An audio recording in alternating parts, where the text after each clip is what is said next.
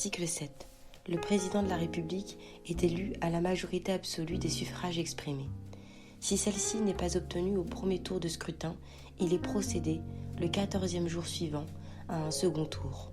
Seuls peuvent s'y présenter les deux candidats qui, le cas échéant après retrait de candidats plus favorisés, se trouvent avoir recueilli le plus grand nombre de suffrages au premier tour. Le scrutin est ouvert sur convocation du gouvernement. L'élection du nouveau président a lieu 20 jours au moins et 35 jours au plus avant l'expiration des pouvoirs du président en exercice.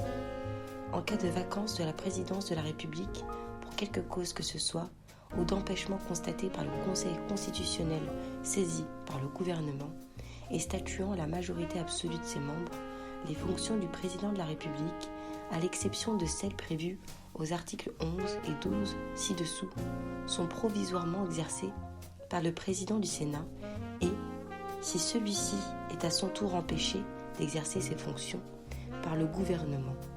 En cas de vacance ou lorsque l'empêchement est déclaré définitif par le Conseil constitutionnel, le scrutin pour l'élection du nouveau président a lieu, sauf cas de force majeure constatée par le Conseil constitutionnel, 20 jours au moins et 35 jours au plus après l'ouverture de la vacance ou la déclaration du caractère définitif de l'empêchement.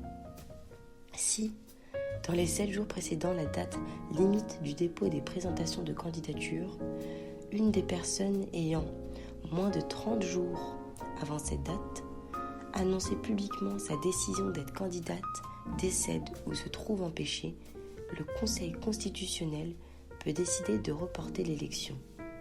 Si, avant le premier tour, un des candidats décède ou se trouve empêché, le Conseil constitutionnel prononce le report de l'élection. En cas de décès ou d'empêchement de l'un des deux candidats les plus favorisés au premier tour, avant les retraits éventuels, le Conseil constitutionnel déclare qu'il doit être procédé de nouveau à l'ensemble des opérations électorales. Il en est de même en cas de décès ou d'empêchement de l'un des deux candidats restés en présence en vue du second tour.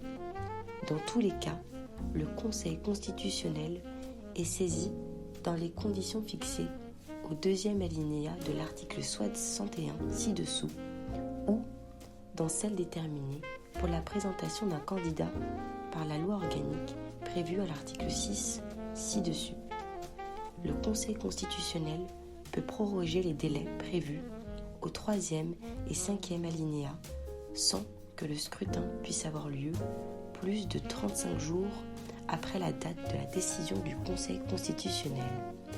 Si l'application des dispositions du présent alinéa a eu pour effet de reporter l'élection à une date postérieure à l'expiration des pouvoirs du président en exercice, celui-ci demeure en fonction jusqu'à la proclamation de son successeur.